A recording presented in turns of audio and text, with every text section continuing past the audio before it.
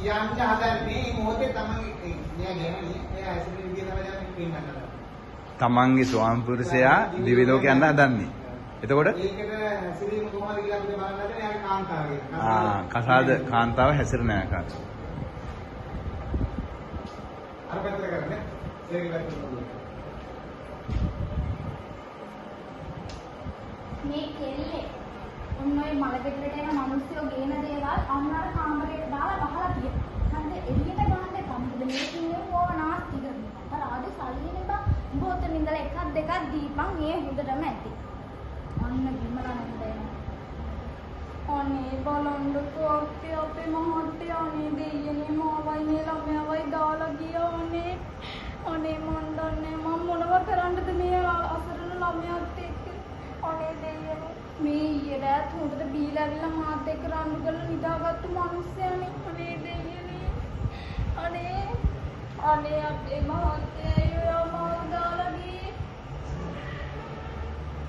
අනේ විපලක් බලද්දි දෙබ්බායි අතරට ලබේ ගොලවද කරන්නේ. අනේ මට මේ දැන් උනත් පේනවා මාත් එක්ක එකට හිටපු මිනිස්සයන් මම මේ මිනිස්සට පණ ඇරලා ආදරය කරා. කොච්චර ගැව්ව බිව්ව රණ්ඩු කරාගත්තත් මම මේ මිනිස්සට හරි ආදරේ යක්කේ. මට දැන් උනත් පේනවා අර රත්තරන් පාටින් දිවිසිසි අපේ මහත්තයා යනවා. අපේ මහත්තයා. අනේ අපේ මහත්තයා.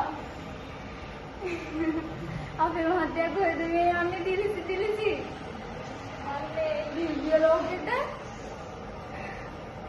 මම හිතුවා අපේ මහත්තයා ඉන්නකම් කරපු බින්දහම් වැඩ හින්දා අපේ මහත්තයා දිව්‍ය ලෝකෙට යයි කියලා. මම මේ වෙනකම් මිනිස්සුන්ට අපේ මහත්තයා ගැන වැරදි කියලා නෑ.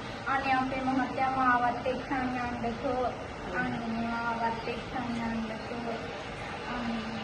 අනේ අපේ මහත්තයා මම අපේ මහත්තයාට එක මෙච්චර කාලයක් ජීවත් වුණා. අපේ මහත්තයා බීලල්ලා රණ්ඩු කරුවොත් මම අපේ මහත්තයාගේ කිසිම දෙයක් හිතේ තියාගෙන නෑ. අනේ අපේ මහත්තයා මාවත් එක්කන් යන්නකෝ. අනේ මට ආසයි දිව්‍ය ලෝකෙට යන්න. අනේ අපේ මහත්තයා එක්කන් යන්නකෝ. චුට්ටක් ඉන්න. මාත් එන්නම් අපේ මහත්තයාත් එක්ක. මම ඊයේ අපේ මහත්තයාට කෑමකට දාලා දීලා හවුස්පේ තව භාගයක් මෙහෙම මිතුලේ. චුට්ටක් ඉන්න මම හක් දාලා අරන් එන්නම්. පැටලි